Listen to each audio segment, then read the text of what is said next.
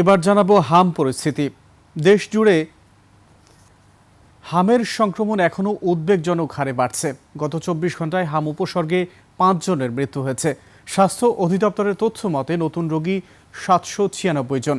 নাটোরে আধুনিক সদর হাসপাতালে বর্তমানে হাসপাতালে চিকিৎসাধীন ২২ জন। হাসপাতাল কর্তৃপক্ষ জানায়, ঈদের ছুটিতে মানুষের অবাধ যাতায়াত ও ব্যাপক মেলামেশার কারণে সংক্রমণ দ্রুত ছড়িয়ে পড়েছে। এদিকে কুষ্টিয়ায় হাম পরিস্থিতি, নতুন করে ১৩ জন শিশু হামের উপসর্গ নিয়ে হাসপাতালে ভর্তি হয়েছে। অধিকাংশ শিশু জ্বর, ঠান্ডা, কাশি, শ্বাসকষ্ট ও শরীরে ফোঁটা ফোঁটা র্যাশে ভুগছে। অনেক পরিবারের অভিযোগ, হাসপাতাল থেকে ওষুধ দেওয়া হচ্ছে না। চিকিৎসকদের রাউন্ডও দিনে মাত্র একবার। কুষ্টিয়া জেনারেল হাসপাতালের আবাসিক চিকিৎসকরা কর্মকর্তারা জানিয়েছেন, হাসপাতালের অক্সিজেন সাপোর্ট আছে, তবে নেই ভেন্টিলেশন সাপোর্ট।